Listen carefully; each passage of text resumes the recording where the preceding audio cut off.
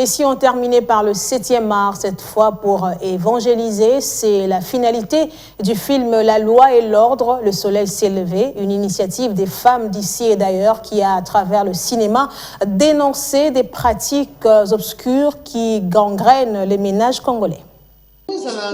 Une salle du Musée national qui projette en son et en images le côté sombre et caché de la vie de quelques concitoyens. L'avant-première du nouveau film de Mireille Nicole Mabondo est une évangélisation par le 7e art. La loi et l'ordre, le soleil s'est levé, Kiboumbu Nabosomi. Les artistes joints à la philosophie de Mabondo n'auraient pas trouvé une meilleure façon que de s'exprimer par l'art.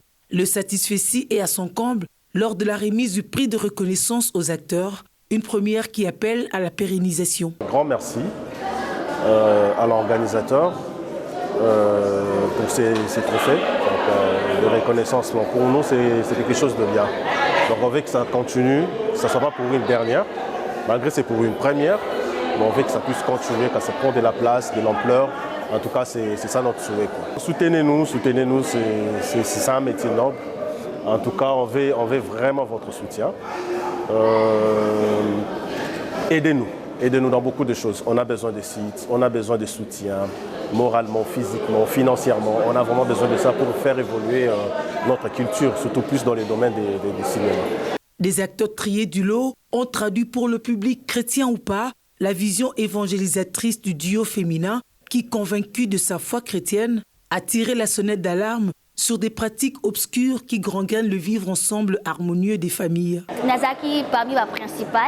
J'étais parmi les acteurs principaux, une des filles de papa Alain, le père incestueux, qui abusait de toutes ses filles pratiquement. Nous avons voulu mettre à nu l'ignorance de beaucoup de nos concitoyens.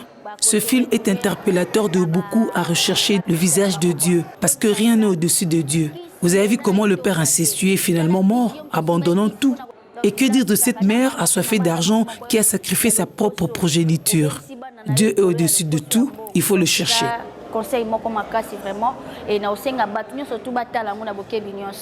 C'est parti pour le chemin que la loi et l'ordre veulent se frayer dans le monde du cinéma.